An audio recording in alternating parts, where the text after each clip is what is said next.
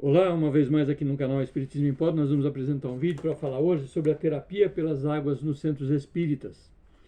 Um assunto bastante interessante que talvez seja do interesse de muitos de vocês espíritas de saber como se processa esse conteúdo terapêutico nas águas ofertadas nos centros espíritas. Você espírita, curta, comente, compartilhe os nossos vídeos com seus amigos espíritas, isso é importante para a doutrina e é importante também para o nosso canal. Nós vamos começar lembrando aos espíritas que os espíritos, incluindo nós próprios, nós podemos tirar do fluido cósmico universal, até de modo instintivo, os elementos de que necessitamos, operando nessa matéria elementar, então, uma transformação íntima, de maneira que lhe confira determinadas propriedades. O fluido cósmico universal, e nós sabemos, nós aprendemos isso lá em O Livro dos Espíritos, mas também outras iniciações espiritualistas tratam dessa mesma matéria com outra nomenclatura. Nós aprendemos lá em O Livro dos Espíritos, então, que o fluido cósmico universal é a matéria elementar primitiva, que suas modificações e transformações constituem a variedade dos corpos da natureza, para muito além da Terra, naturalmente. Ele assume, então, dois estados distintos, o de eterização e imponderabilidade, que é o estado espiritual, se é que eu posso dizer dessa maneira, que é a essência, o seu estado normal, né? E também o estado de materialização ou ponderabilidade, que é o estado material, e que é, de certa forma, então, ou de certa maneira, é consecutivo àquele, né? A ponderabilidade é consecutivo à imponderabilidade, que é o estado natural do fluido cósmico universal. Seu ponto intermediário, então, é o da transformação do fluido em matéria tangível. Esta é uma matéria básica nos estudos do Espiritismo, pois que tudo daí sai, mercê de Deus e das leis que Deus criou. Então, dito isso, nós podemos tratar agora da questão da terapia pelas águas nos centros espíritas, lembrando que existe a fluidificação das águas, a fluidificação da água, não é? Feita pelos espíritos desencarnados, sem o auxílio dos homens. Sem o auxílio dos homens. É comum nos centros espíritas as pessoas levarem as suas garrafinhas de água, ou os seus recipientes com água, deixa lá num cantinho que é destinado para isso, e sem a intervenção humana de nenhum médium, os espíritos então fluidificam aquela água. Então ela é feita tão somente, a fluidificação da água é feita tão somente pelos espíritos, porque manipulando então seu próprio magnetismo espiritual, eles acrescentam a ela então esses elementos terapêuticos que têm por objetivo naturalmente a melhora da saúde das criaturas. Eles o fazem sem a interferência dos espíritos encarnados, eu repito, e agem pela força do seu próprio pensamento e da sua própria vontade. Falando sobre uma outra maneira de dar à água um conteúdo terapêutico, nós podemos lembrar da magnetização da água.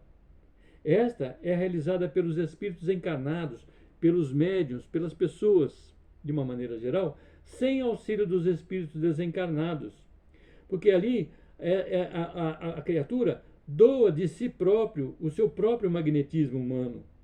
Então, para magnetizar simplesmente a água, o sujeito não precisa fazer captação das forças prânicas ou espirituais, elevando os braços, por exemplo, como a gente aprende nos cursos de passe do Centro Espírita, na própria magnetização da água. Ele não precisa elevar os braços, buscar as forças da natureza, nem fazer preces ou pedidos. Ele vai direto ao ponto, né? Sempre utilizando a mente auxiliado pela imposição das mãos, se o quiser, ou pela ação visual, também, se o quiser, ou tão somente, se preferir, apenas mentalmente. A vontade aqui também é fundamental. Aliás, toda ação é mental e direcionada pela vontade. Por outra, falando sobre uma terceira maneira de dar à água um quanto terapêutico, nós temos a fluidomagnetização da água. Veja bem, esta é realizada por um consórcio, né, um somatório do magnetismo espiritual, pelos espíritos desencarnados, mais o magnetismo humano, pelos espíritos encarnados, resultando então num mix desse magnetismo. Releva aqui, ou agora, acrescentar que a vontade ela é um atributo essencial do espírito, isto é, do ser pensante encarnado ou desencarnado, pois com o auxílio dessa alavanca, ele atua então sobre a matéria elementar, que é o fluido cósmico universal. nós devemos acrescentar então nesse ponto também que na fluidomagnetização da água, o sujeito encarnado deve captar as forças prânicas e espirituais pela prece. Sim, pela prece. E pedidos de ajuda à espiritualidade superior. E sempre terá, naturalmente, ao seu lado um espírito capacitado e de boa vontade a auxiliá-lo. Então, na fluidomagnetização da água, o sujeito deve sim fazer a captação, se quiser, com as mãos. Ele pode evocar auxílio dos espíritos através da prece, num pedido todo direcionado, e sempre haverá um espírito capacitado, então, e com vontade para auxiliá-lo. Essa é a fluidomagnetização da água. Agora, lá na casa espírita que eu frequento e da qual eu sou trabalhador, nós também fluido cromomagnetizamos a água. Sim, isso nos nossos trabalhos realizados aos sábados, pois a ação da fluido cromomagnetização da água ela é realizada com os fluidos doados pelos espíritos, mais o conhecimento que os espíritos e os médiuns têm da terapia das cores e pelo magnetismo humano dos próprios médiuns. A fluidocromomagnetização da água, portanto, ela é uma atividade que envolve desencarnados e encarnados, somados seus conhecimentos, esforços e vontade. Após que se ter conhecimento da terapia pelas cores, para que se possa, então, realizar tal ação aplicando a cor adequada ao caso concreto, aquele que ali se apresenta, seja aplicando a cor física através da lâmpada colorida ou a cor mental através da mente. Né? A cor ela atua sobre o chakra responsável pelo órgão físico afetado ou pela região do corpo afetada. Por exemplo, o amarelo é aplicado para os casos de indigestão, hepatite, icterícia, fígado, vesícula biliar, por consequência, vesícula biliar, pâncreas, rins, intestino, espinhas, né? Espinhas no rosto, afecções da pele, de modo geral. O laranja, ele é aplicado nos casos de asma, bronquite e pulmões, mas também ele é utilizado para a cicatrização, assim como o rosa claro também o é, e também é utilizado para calcificação, quando há uma quebradura, uma trincadura do osso, ele é utilizado para calcificação. O verde é energia de limpeza vasodilatador. Ele é relaxante, é um relaxante dos nervos. O verde, no caso aqui, o verde clarinho, né? Verde pastel. O azul forte, não o azul pastel, o azul forte é usado como lubrificante das juntas e articulações. Isso tudo, entre outras tantas aplicações dessas mesmas cores, foi apenas um exemplo, mas essas cores também podem ser utilizadas no nível psíquico e espiritual também, em outras circunstâncias, utilizadas também através da fluidocromomagnetização da água. Nós realizamos aqui também, na nossa casa espírita, também nos trabalhos de sábado, a fluidofitomagnetização da água. Pela união da força entre os desencarnados e encarnados, ou das forças entre encarnados e desencarnados, nesse caso nós acrescentamos os benefícios da fitoterapia. Utilizamos os benefícios da fitoterapia à água, sem, entretanto, utilizarmos das ervas físicas, na forma de chá, por exemplo. Nós não precisamos pegar a erva física, aquecer, né, deixar em infusão, coar e a pessoa tomar. Não, nós não fazemos isso. Nós pensamos mentalmente sua essência medicamentosa na própria planta. Isso só é possível quando a gente tem o conhecimento das substâncias terapêuticas e suas finalidades concentradas ali na erva, ou nas ervas, ou nas plantas. Né?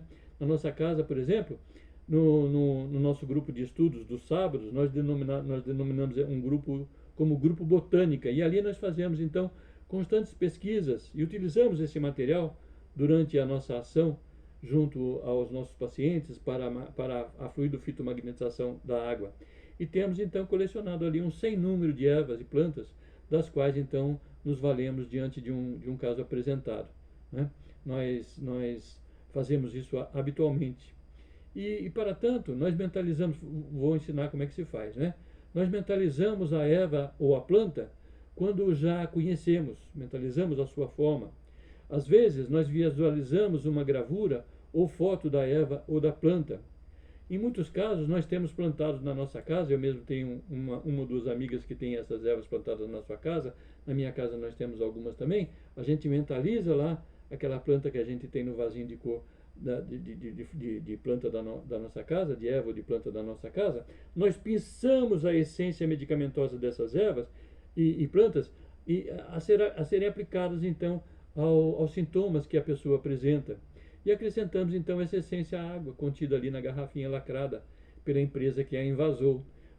Vou fazer propaganda agora de algumas empresas, seja aquelas garrafinhas de água Minalba, Claríssima, Nestlé, Indaiá, Cristal, entre outras, né? Garrafinha lacrada, ou seja, nós buscamos na quintessência da erva ou da planta, no seu duplo etéreo, que é considerado o seu corpo vital, que é constituído por uma camada energética que se sobrepõe ao corpo físico do vegetal e que sustenta naturalmente ali e organiza as suas funções biológicas. Então nós pinçamos esse material dali e colocamos na água. A espinheira santa, por exemplo, né? Vamos dar como exemplo a espinheira santa, ela é indicada para gestantes,